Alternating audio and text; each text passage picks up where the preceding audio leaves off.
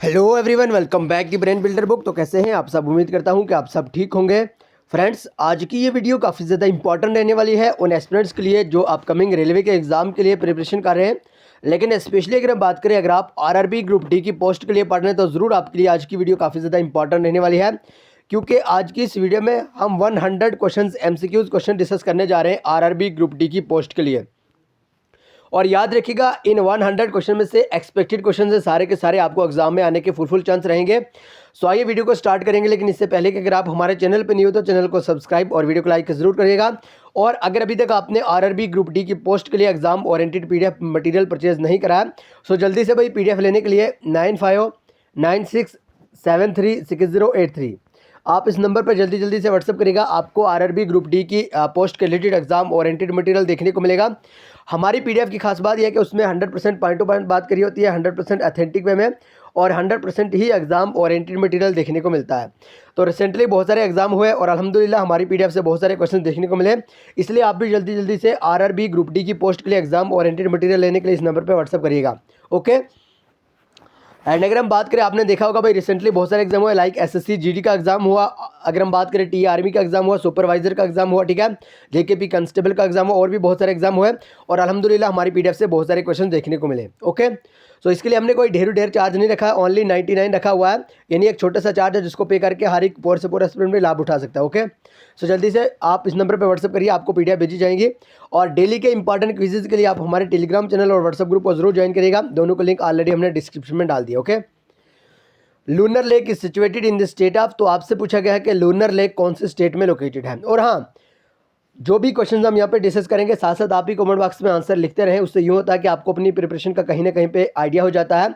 और वीडियो के एंड पे आप अपना टोटल स्कोर जरूर बताइएगा, आज की इस वीडियो में से आपने टोटल कितने क्वेश्चन करेक्ट करें। अगर अभी तक आपने भाई आरआरबी ग्रुप डी की पोस्ट के लिए अप्लाई नहीं करा, सो जल्दी से कर लीजिए। 32,000 प्लस वैकेंसीज देखने को मिल रही हैं और 23 जनवरी से इसके फॉर्म स्टार्ट है और 22 जनवरी को इसकी लास्ट डेट है। ओके। लूनर लेक के बारे में आपसे पूछा गया है कौन से स्टेट में लोकेटेड है, महाराष्ट्र, वेस्ट बंगाल, बिहार या राजस्थान। सो जल्दी से करेक्ट आंसर देने की कोशिश करें। सही आंसर यहाँ पे हो जाएगा भाई option A, that is Maharashtra. Okay.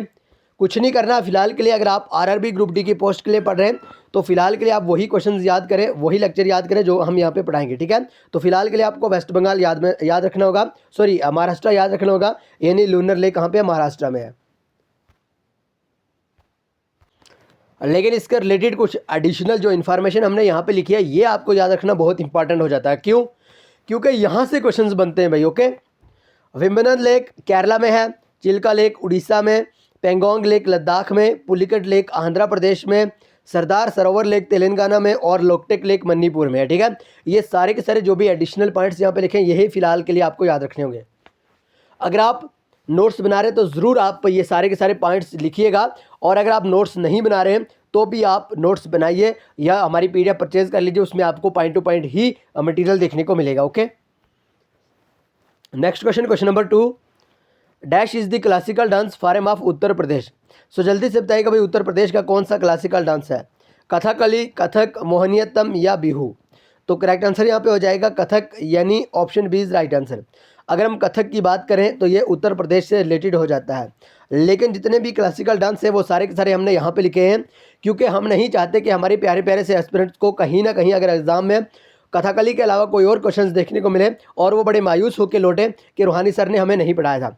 इसलिए हम चाहते हैं कि सारा का सारा वो पॉइंट्स, वो मटीरियल, वो क्वेश्चन आपको पढ़ाए जाएँ जो कि एग्जाम में आते हों, ठीक है। भारतनाट्यम की बात करें तो तमिलनाडु, कथक की बात करें तो उत्तर प्रदेश में, कुचिपुड़ी रिलेटेड टू आंध्र प्रदेश, सत्रिया असम, कथकली केरला, मोहिनीअट्टम केरला, उड़ीसी उड़ीसा, मणिपुरी मणिपुर, और छऊ डांस वेस्ट बंगाल और झारखंड, ठीक है। आइए क्वेश्चन नंबर 3। लेकिन देखिए वीडियो को लाइक जरूर करिएगा भाई, 2-3 ज़बरदस्त तरीके से लाइक ठोक दीजिए, क्योंकि होता यूँ है कि वीडियो को लाइक करने से हमें मोटिवेशन मिलती है और मोटिवेशन से हम और भी बढ़िया शानदार से क्वेश्चन लेके आते हैं। इसलिए जल्दी से एक प्यारा सा लाइक और चैनल को सब्सक्राइब जरूर करिएगा। विच of the following does not share boundaries with Myanmar. Myanmar जिसको हम बर्मा भी कहते हैं, तो म्यांमार के साथ कौन सी जो स्टेट है वो अपनी जो बाउंड्री है वो शेयर नहीं करती, आसाम, अरुणाचल प्रदेश, नागालैंड या मणिपुर। तो ये वाला क्वेश्चन भाई रेलवे के एग्जाम में पूछा गया क्वेश्चन है। करेक्ट आंसर हो जाएगा आसाम, यानी option A is right answer. Okay. ज़रूर ध्यान में रखिएगा, ऑप्शन ए यहाँ पे करेक्ट आंसर हो जाएगा। आइए next question, question number 4। Question number 4 की अगर हम बात करें, हु सेड इनकलाब जिंदाबाद, तो जल्दी से बताएगा भाई किनके द्वारा कहा गया कि इनकलाब जिंदाबाद। इनकलाब जिंदाबाद का नारा किनके द्वारा लगाया गया? हसरत मोहानी, अब्दुल कलाम, भगत सिंह या नन ऑफ दीज। तो करेक्ट आंसर यहाँ पे हो जाएगा हसरत मोहानी, यानी ऑप्शन ए। ओके, इनकलाब जिंदाबाद हसरत मोहानी के द्वारा ये नारा लगाया गया था। क्वेश्चन नंबर 5 मोस्ट इंपॉर्टेंट और एक्सपेक्टेड क्वेश्चन है, याद रखिएगा, आप इसको 3 स्टार मार्क्स कर लीजिए। ये हमारी बातें आपको उस टाइम याद आएंगी जब आप एग्जाम हॉल में बैठे होंगे और आपके सामने क्वेश्चन पेपर आएगा। The third battle of Panipat was fought in the year. So जल्दी से बताएगा भाई पानीपत की तीसरी युद्ध कब हुई थी? 1526, 1556, 1761 या 1776। तो करेक्ट आंसर यहाँ पे हो जाएगा ऑप्शन सी, दैट इज 1761। यानी थर्ड बैटल की बात करें तो 1761 में हुई। और ज़रूरी नहीं है कि आपको थर्ड बैटल याद रखना है। जब आप किसी भी टॉपर से एडवाइस लोगे, आप किसी भी एक्सपर्ट से एडवाइस लोगे कि हमें किस तरह से प्रिपरेशन करनी होगी फलां एग्ज़ाम की, आपको यही एडवाइस देंगे, यही एडवाइस करेंगे कि आप जितना हो सके प्रीवियस ईयर पेपर को लगाएं।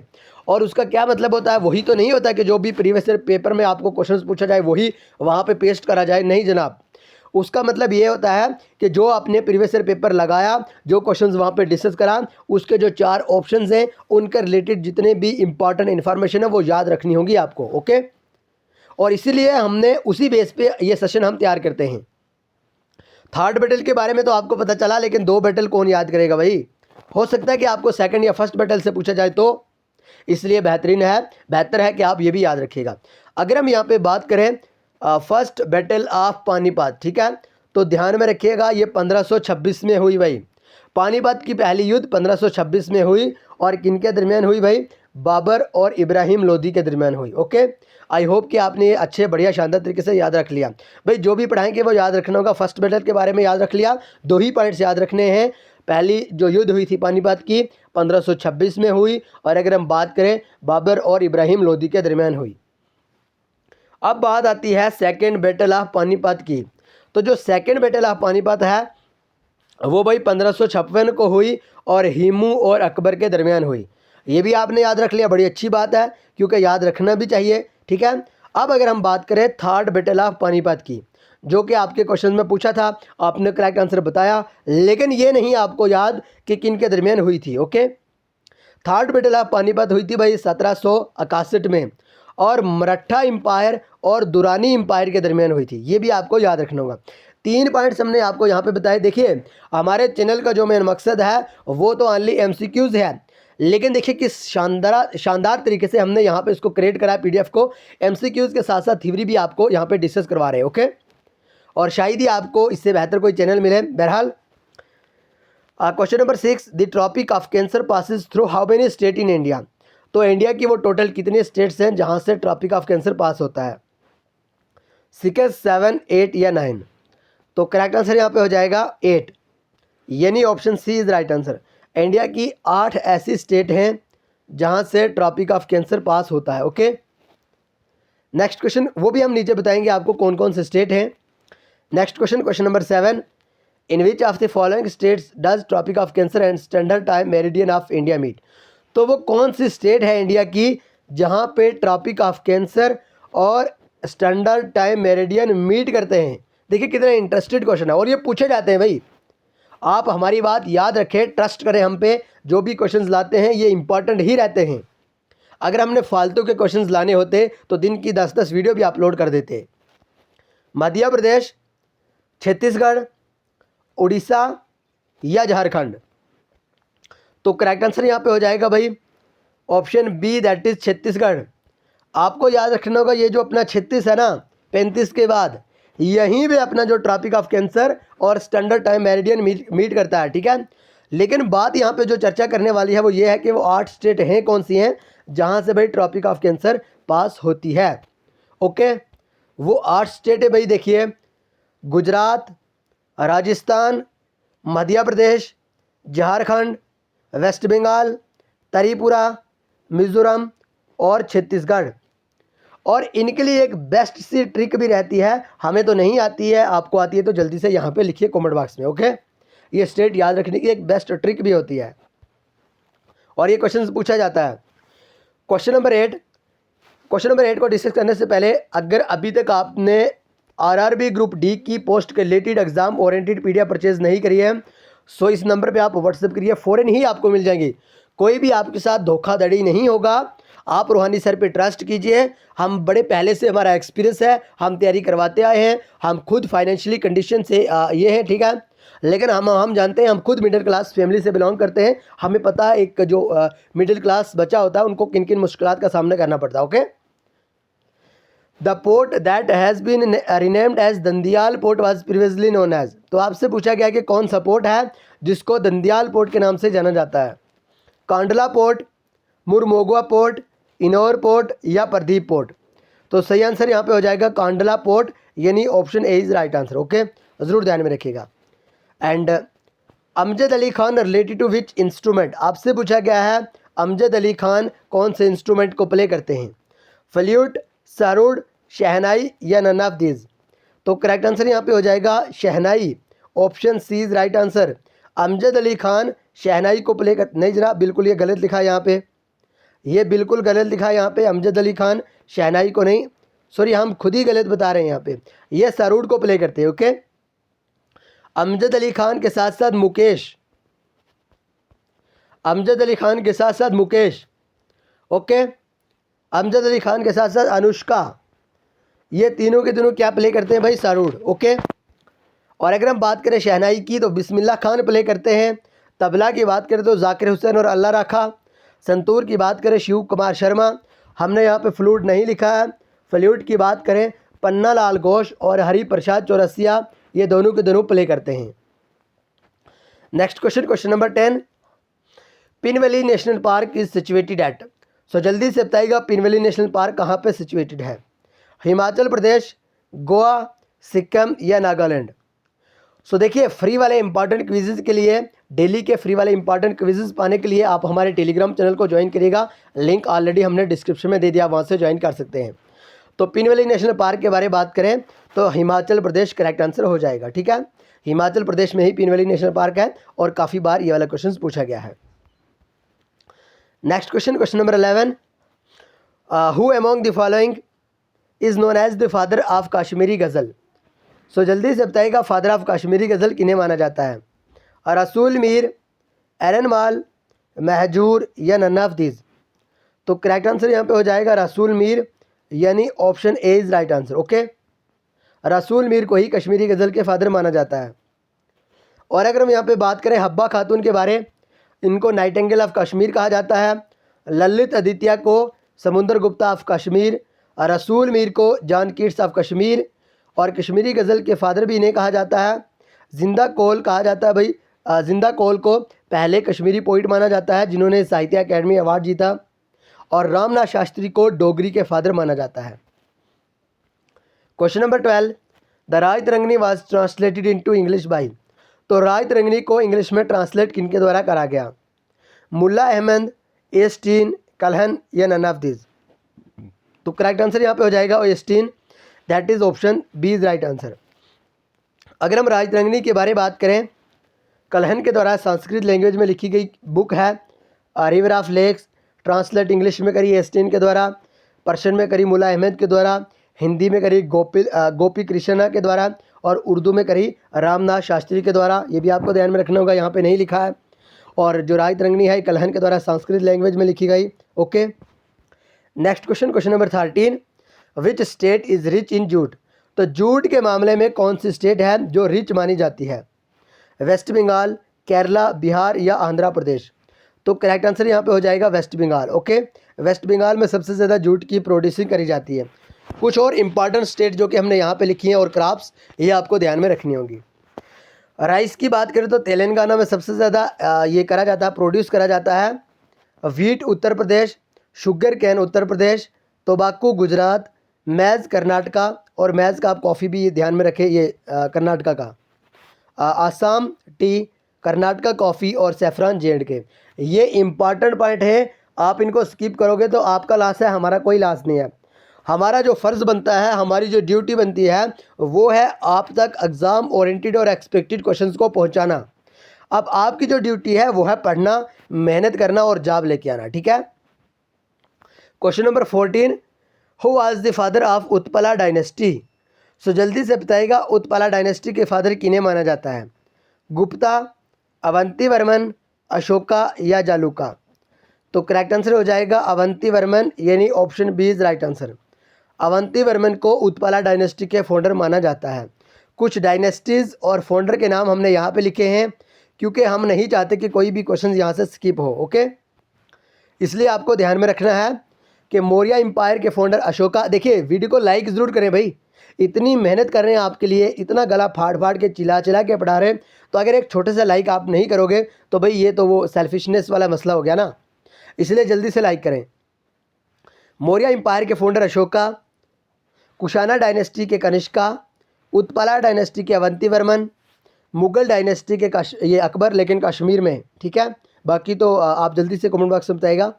डोगरा रूल के गुलाब सिंह, चक डायनेस्टी के गाजी चक, अफगान रूल के अहमद शाह अब्दाली, लोहारा डायनेस्टी के संग्राम राज, कारकोटा डायनेस्टी के दुर्लभ वर्धना।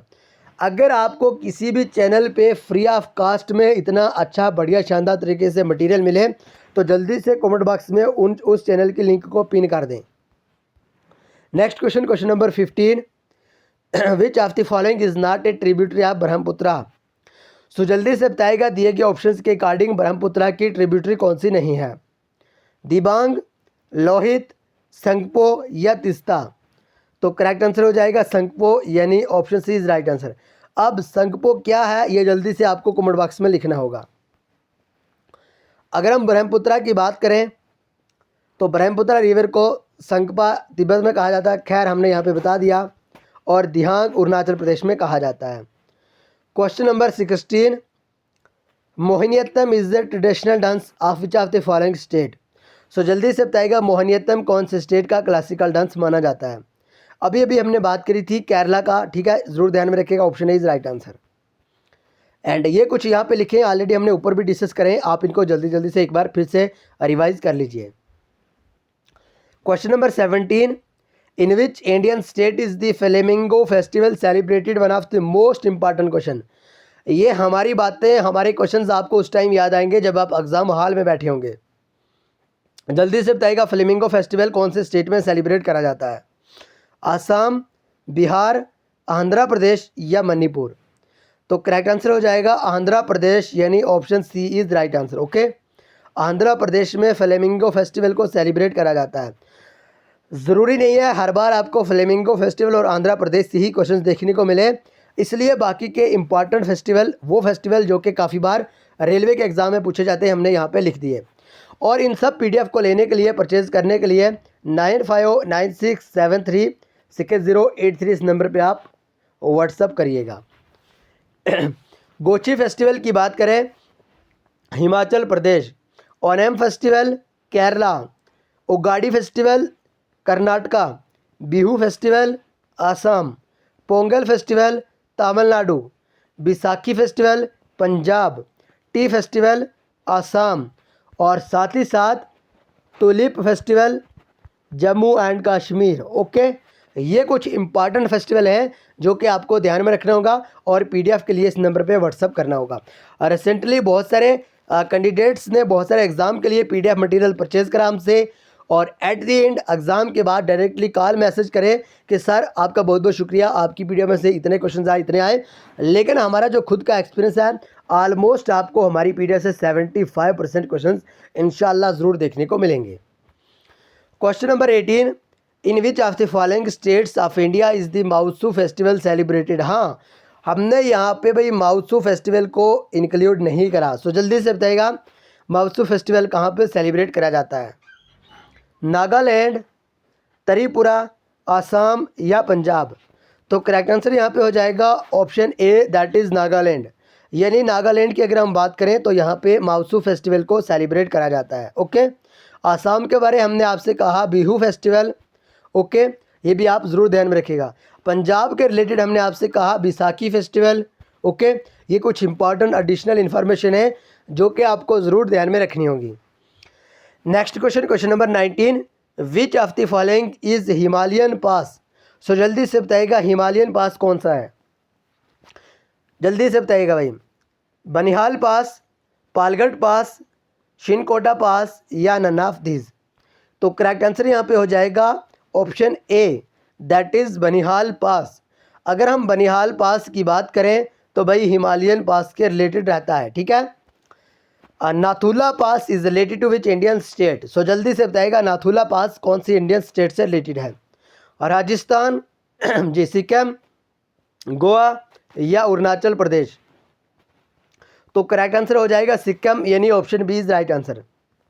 ओके, तो देखिए हमने जो पीडीएफ क्रिएट करी है वो बेहतरीन है, शानदार है। पीडीएफ को जल्दी से इस नंबर पे व्हाट्सअप करके आप ले लीजिए, उनको जल्दी से रिवाइज़ करिए। एक बार नहीं 10 बार आप उनको रिवाइज़ करिए और आप उन कैंडिडेट्स की भीड़ से आगे निकल जाइए जो कि आज के बाद यहाँ पे इस भीड़ में, इस लाइन में खड़े होने जा रहे हैं, ठीक है।